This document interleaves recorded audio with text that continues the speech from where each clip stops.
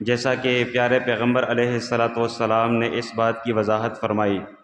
کہ بھئی اسلام کی جو بلڈنگ ہے، جو عمارت ہے، یہ 5 پلرز اور 5 ستون کے اوپر قائم ہے۔ کلمہ ہے، نماز ہے،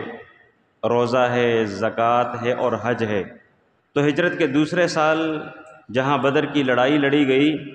وہاں زکوٰۃ، اس کی فرضیت اور اس کے ضمن میں صدقۃ الفطر، جسے ہم فطرانے کے نام سے یاد کرتے ہیں، رمضان گزر جائے، اللہ تعالیٰ کی طرف سے ایک سنہری موقع ہوتا ہے۔ انسان ہونے کے ناطے کمیاں کوتاہیاں رمضان میں رہ جاتی ہیں،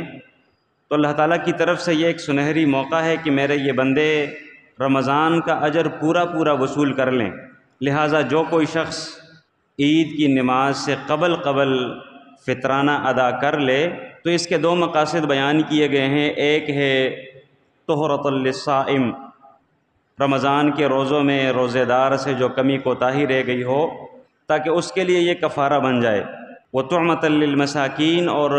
دوسرا مقصد اس فطرانے کی فرضیت کا یہ ہے، عید کا دن ہے، فقراء، مساکین، غرباء، تاکہ انہیں بھی کھانے کے لیے کچھ نہ کچھ میسر ہو اور وہ عید کی خوشیوں میں لوگوں کے پیچھے نہ پھرتے پھریں، بلکہ ان کے گھروں میں ان کو ملے، آسانی سے ملے، وافر مقدار میں ملے، اور وہ عید کی خوشی اچھے سے گزار لیں۔